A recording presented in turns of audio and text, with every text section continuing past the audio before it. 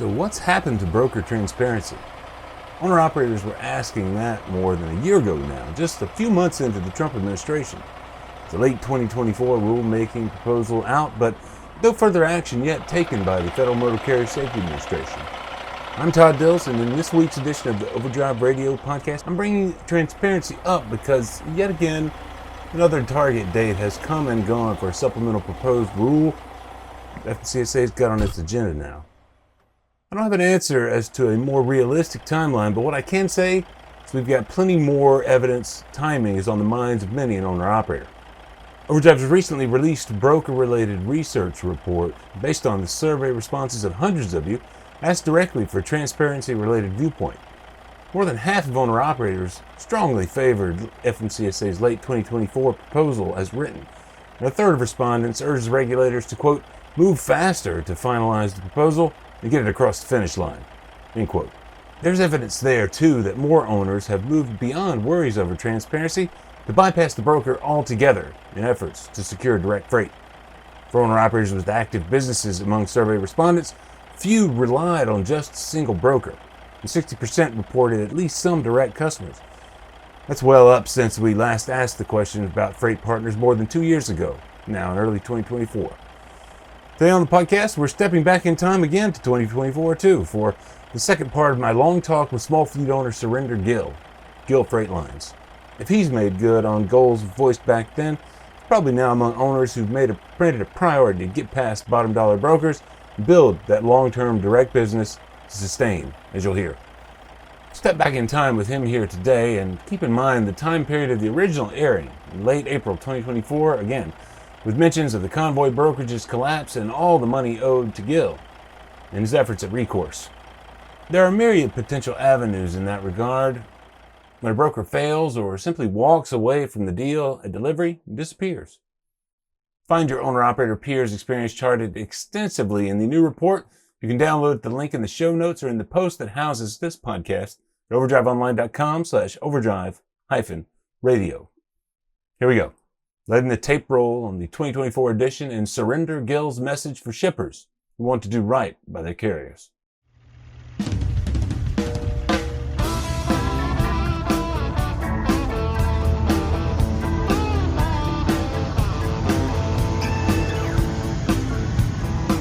Last week we heard part one of a long talk with Gill Freight Lines small fleet owner Gill, with 4 trucks owned and headquartered out of Manteca, California, where Gill's following on his owner-operator father's 60-year trucking legacy, honored on the back of Gill Freight Line's dry vans. In the wake of the convoy brokerage's collapse last fall, as noted in last week's podcast, Gill's still yet to be paid for around $35,000 worth of loads hauled pre-collapse, dedicated freight he'd been on for quite a while. He calls it, in part, a classic mistake on his part. And I guess it goes back to, the age-old saying of don't put all your eggs into one basket. Classic mistake in some ways, anyway, but systemically, he proffered the notion that given how much freight went unpaid in the convoy collapse and the company's tech platform's quick sale to another brokerage and forwarder, bigger brokerages ought to be required to have larger bonds in place based on the amount of business they do. That was part one of this 2-part edition of Overdrive Radio. I'm Todd Dills, and in part 2, we're going to get a window into what Gill's doing in the aftermath, pivots he's making toward more direct business, and his hope that too many shippers' attitude toward working with small carriers in their immediate physical vicinity might change for the better. I can see them physically, they can see me physically. But yet what confuses me is they would rather give work to these, kids out of college who work for Coyote in Chicago or in Atlanta, wherever their office is, and trust these kids to go vet these carriers who might be carriers or chameleon carriers to haul their product, but they won't give it to me because I have 5 trucks only and I'm down the street. Though load boards and brokers themselves in part rose out of the need of owner-operators and small carriers to connect to freight they otherwise might not have access to, Gill feels the entire culture around brokerage has devolved with Wolf of Wall Street type tactics, now so dominant that independents become essentially bottom feeders, quote unquote, in a market like the current one. Volumes are down post-pandemic and demand having sunk back to pre-2020 levels and below, some would say, for an extended period. You'll call on this lane and they'd be like, hey, how about this load that's 300-mile round trip? All right, we can only pay you $200. I'm like, all right, dude, good luck. 3 hours later, it's still sitting on the load board. And they've only went up $25. 4 hours later, they're still sitting on the load board, and they'll be like, oh, my absolute best is $50 more. All right, now it's 30 minutes to go till the load picks up, and then now they'll post it for $900. It's like, Jesus. Surinder Gill is in it for the long run, though, as noted. Complaints about those sorts of approaches on the boards don't mean he's not fully invested in driving change in his own approach to customers. He recognizes his and other independent shortcomings and is committed to being a part of the change to re-engage direct customers, really put in the work on building relationships toward better long-term opportunity outside of this or that fancy new brokerage network's app. It's going to drive a change, and I want to be there for it. On the other side of a break, then, we'll dive into his post-convoy moves to sharpen the business. So keep tuned.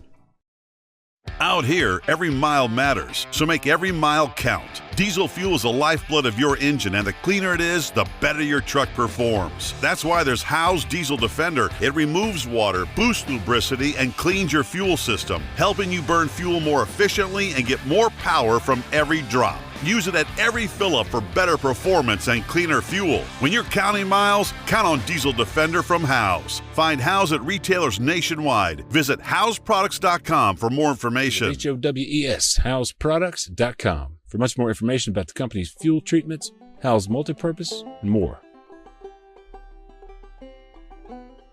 As noted, Surinder Gill's in it for the long haul, he said, here describing his own increasing attention to setting up the business for just that, in the wake of Convoy's demise.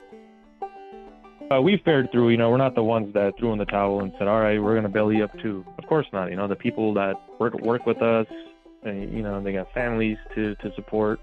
We were able to find some new lanes for our guys and keep them busy. We're talking October, and what's now April, so it's been 6 months, right?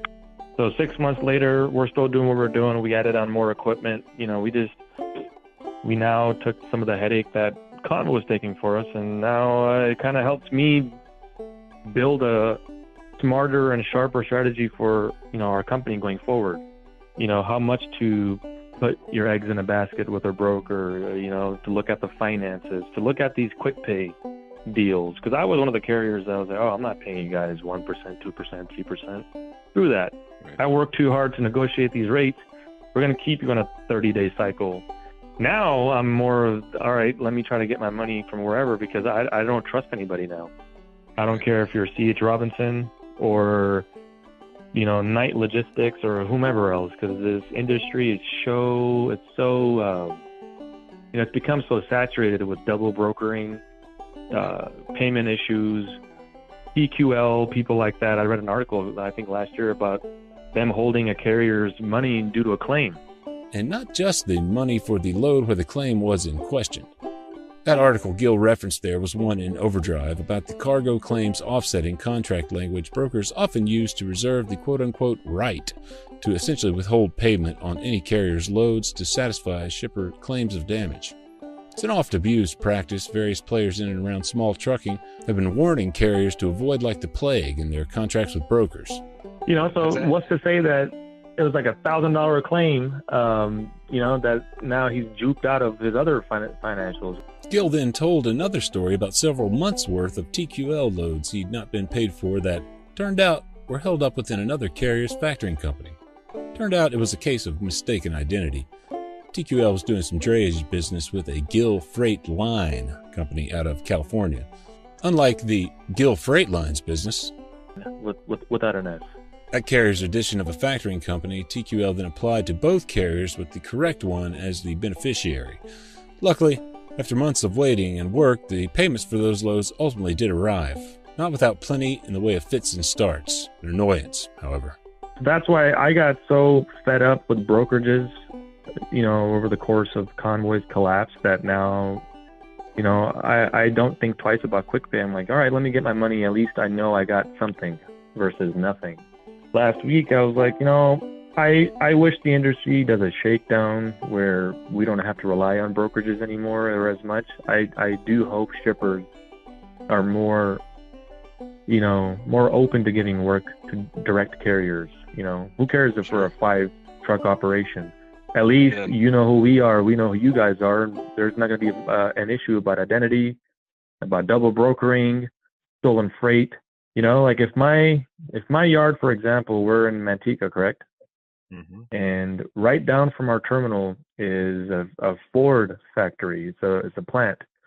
I think they ship out parts or whatever the case that they have, right? I can see them physically. They can see me physically. But yet where it confuses me is they would rather give work to these, you know, kids out of college who work for Coyote in Chicago or in Atlanta, wherever their office is, and trust these kids to go vet these carriers who might be carriers or chameleon carriers to haul their product, but they won't give it to me because I have 5 trucks only and I'm down the street. And you can see them when you walk out at your front door. Yeah. Yes, and they could see us. They could see us Yep. literally hauling their product every day. Yep. So this whole motto, it amazes me that this is, you know, we'd rather do this in distribution than work with people who are right at your front doors. And yes, it is some of the carriers' fault. You know, it is our fault. We should go knock on their door every day of the week. We should invest in what does a brokerage company offer more than a carrier? They offer you 24/7 phone call center support. All right, so let me go find 2 Filipinos in the Philippines that can, you know, that can work 24 hours. All right, let me go talk to MacroPoint and say, hey, how much would a subscription cost if I needed to track my shipments? Good, great. Here, it doesn't cost much. So what more does a brokerage offer than a carrier would? Like a larger network, right? Okay, well, don't give the carrier all your guys' freight. Hey, you know, if I go to Ford and I say, I want to run your guys' lane from Manteca to Salt Lake City. I see you guys have 3 loads a week because I get those 3 loads a week from C.H. Robinson. I would like to be a carrier for that lane. Why can't they divvy it up into lanes? Sure. Why does it have to be that Coyote gets everything from that? Yes, it is easier, right? It is easier to find one brokerage who's branded and who can do this and do that and fancy gizmos. They have everything in the world but their assets. They have everything in the world. They have, you know, these guys who went to college. I didn't go to college, but they have these kids. You know, I'm not that much older, but I'm almost 30 now, and I speak to somebody who just got out of college, and he's like, yeah, I got the load for you, man, and it's paying $120 a mile. Can you take it for us? Can you take it for us? I feel disrespected. This numbnut just left college while he was partying at a fraternity. Now he's trying to sell me freight where I'm doing it for a passion. This is my passion. You know, my father's photo is on the back of our equipment. You know, I got drivers with a pregnant wife, you know, drivers with kids. It's like, you want to sit here and sell me this baloney? Get out of here, you know? Pisses me off. It's irritating. I then referenced an edition of Overdrive Radio we ran just a few weeks ago. Veritable sermon 2021 Overdrive Small Fleet champ Jason Cowan delivered at the Mid-America Trucking Show in March. All about building and maintaining the relationships that will sustain your business. Relationships, that is, not just with customers, but that was certainly a big part of it. Find a link to that episode in the show notes for this podcast for April 29th, 2024. Jason Cowan's Silver Creek Transportation grew from 1 to 10 to 12 trucks without even a single direct written contract with shippers in his area of Henderson, Kentucky. How'd he do it? Simply by establishing a personal connection with the traffic managers for those shippers and being their safety valve when other carriers fell through. Or brokers, that is. Over time, that all led to contracts, to repeat business, and ever greater stability for the fleet, now up and over 30 trucks. You know, with all the analytics out nowadays, and I know, you know, like this new carrier setup portal, gohighway.com or go.highway, whatever that's called. And it's really a pain in the ass. First of all, it's ridiculous when you partner with, you know, new carrier or new brokers through Go Highway. They want to have ELD integration, and if your ELD provider, you know, that's another scam. I think this industry is, you know, you got to pay. Not only are you paying your ELD folks for their ELD services, now you got to pay extra if you want to do sharing. First couple of months, I didn't budge. I'm like, I'm not paying you guys an extra $200 a year just to share my data with a broker. But as more and more of the people that I booked freight with started going to Go Highway, I was like, all right, it's going to be a problem. I can't close that many doors for myself. We're not that big yet, right? We're still a key component of the load boards. So we partnered with our ELD, gave them integration, paid them the money, and got all that gizmo done with Go Highway. But now there's all this access. Who's using this data? Right. Somebody's seeing it. Somebody's putting two and two together. So why can't these big, and I'm sure they do, these big facilities, big players like Ford, Del Monte, you name it, Costco. I'm sure whatever region they have their DCs, there should be an analytics of how many carriers are registered in that specific radius. No. Safer offers everything nowadays. You go on Safer, you could see everybody's everything. You can see a carrier's inspections, what they were put out of service for. So why aren't those analytics being used to source local carriers, versus, once again, going to these brokers who are sitting in Illinois or somewhere far away? I feel like it would be more beneficial to these shippers to use local carriers just because of its ease of business. You're not having to call and go through lines of, avenues of people, let me transfer you to my supervisor. Let me transfer you to that department. No, it should be, hey, Gill Freight Lines, 0.1 block away from our terminal. Where's your truck at? Oh, yeah, I could see him rolling in. Perfect. That's a nice, like that would be nice. As long as he doesn't mistake you for the other, the singular Gill Freight Line. Right. Well, they're in drayage, so they would have a 40-foot container. Yeah, right. That's true, funny. But I was telling Alex. Alex Lockie, Gill's talking about there. Overdrive executive editor and the reporter behind much of the coverage of the ongoing fallout from Convoy's collapse. I was telling Alex, and my wife, she's in the Air Force, and her family's in businesses like gas stations and liquor stores. So when I told them, I don't even vent to them anymore because they're like, well, what are you still doing in trucking? Leave. It's like, no, I didn't join, to me it was passion. I did it because my father, to honor him. I'm not leaving due to some bad apples like Convoy and the way the industry is right now. I want to see a change, and I want to be there for it. I don't want to join after the change. I want to help make the change. I want Alex to write an article probably 2028 when he finally makes a headline saying FMCSA or shippers are now using more carriers than brokers. Brokers are shutting down. I want to see that change, and I want to be part of it. I want people like Convoy and their head honchos to actually have to feel that burn we felt, and I want to and I want to see the Washington D.C. people who are in DOT and FMCSA. I would love them to drive this change. That hey, in the next coming years, you want to be a brokerage, you better have $5 million cash submitted to this bond. That if you guys go belly up, you're going to take care of the people that put in the work for you to be, this billion-dollar corporation like TQL is or C.H. Robinson is. We should really hold them like, oh, you really want to be a broker? Well, then put your money where your brand is. Why are, and then you got states like California where, it's a clean truck check program. Now you got to go smog your trucks. Jesus. Right. We're paying more every year for these dumb programs, and we're not being, compensated enough. When I book a load with, for example, I'm saying C.H. Robinson, hopefully they don't think I'm talking crap about them. They're actually one of the nicer people that we do work with. But it's like they base their fuel surcharge, and it's called a nationwide. But the load I'm doing is California to California. Yeah. So the nationwide fuel surcharge is probably 22% or whatever, because states like New Jersey or New Mexico, for example, is like $3.50 for a gallon of diesel.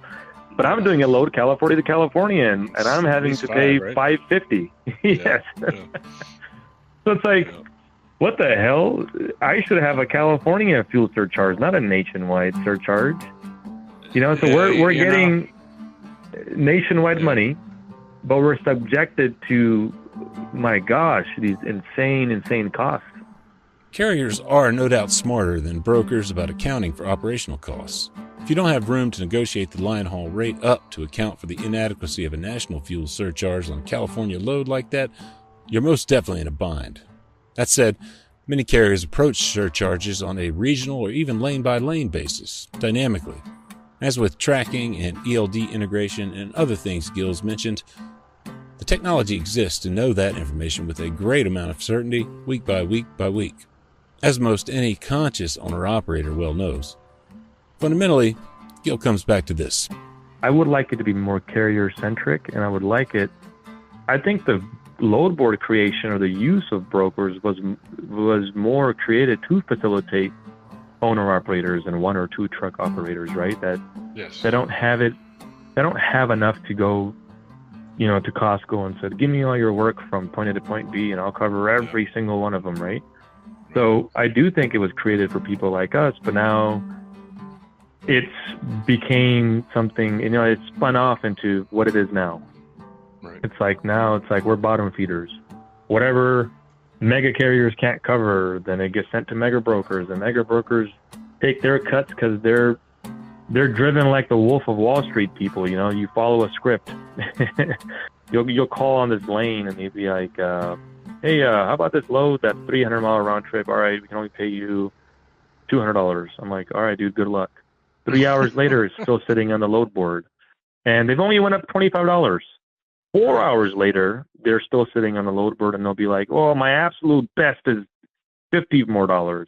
All right, now it's 30 minutes to go till the load picks up, and then now they'll post it for $900. It's like, Jesus, why can't we? Why do we have to sit there and play these negotiation games and these games of it's capitalism, right? That's the answer I get from TQL or Coyote when I ask them these questions. It's like, or you guys could just put your best rate, take your margin, your cut, and actually do put your best foot forward, so you're not making people like us go out of business. Because one day, with all these companies closing down, there's not going to be much left. What are you going to do then? We've been fortunate to have worked with brokers that are fair, right? And they know who they are. And they know us, that if they post a load or they send me an email, I don't even question it. All right, we'll take it. Thank you for being fair. They've clearly made their money, and they're passing on. It shouldn't be a trickling down effect, right? It shouldn't be like the filtered down coffee. Yeah, there should be a load board for direct shippers to carriers. And I get it. Like a big distribution center doesn't want to sit there and have a fleet of employees just working on negotiating rates, right? They want to have one bid submitted and have a one-stop shop and leave that headache for somebody else, because it creates more overhead for them. Yep. They'd rather have people on forklifts stocking and loading versus sitting there and haggling with people like me, right? That's why they offer these lanes to big brokers. But, like I said, I guess more of it is created. This was state of the industry. Yes, the FMCSA needs to do their thing. The Washington, D.C. folks need to revamp some laws, but it does fall a lot on small carriers like us to just keep knocking on the door. That gentleman's example you gave me, very good example. We need to keep doing that. Hey, here's my number, Mr. Supervisor and shipping coordinator. And in case C.H. Robinson fails you, I'm the guy down the street. I'll drive over and pick up your load. Let us know. It's a good tactic. Be the change in the end. We've got good examples throughout trucking history, of course. Jason Cowan and I'd wager now and into the future, Surinder Gill and his Gill Freight Line small fleet. Later this week, keep an eye out for the opening of the entry period for Overdrive's Small Fleet Championship, open to fleets of 3 to 30 trucks and culminating with a trip for 4 finalists to Nashville, Tennessee, for the conference of program sponsor the National Association of Small Trucking Companies early November. The ultimate winners are named there. The trophies are the vaunted title belts for winners in 2 categories by size of the fleet, 3 to 10 trucks and 11 to 30 trucks. Find the initial entry form at overdriveonline.com/2024 SFC. That's Small Fleet Champ. 2024, capital SFC. Here's a big thanks for listening. Overdrive Radio is a production of Overdrive, the voice of the American trucker. Edited and produced by me, Todd Dills, with the acoustic guitar and other support of trucker songwriter Long Haul Paul Marhofer. The theme is Legend of the Snake Man by Marhofer, featuring the guitar work of Travis, the Snake Man himself, Whammick. Terry Two Socks Richardson on bass, keys by Tishomingo Jim Whitehead, and on drums, Andrew Marshall. The podcast is backed up further by Overdrive's own news editor Matt Cole, executive editor Alex Lockie, video editors Lawson Rudisell and Mr. Andrew Gwynn, and brand new to the team, social media coordinator Jasmine Campbell. See you next time.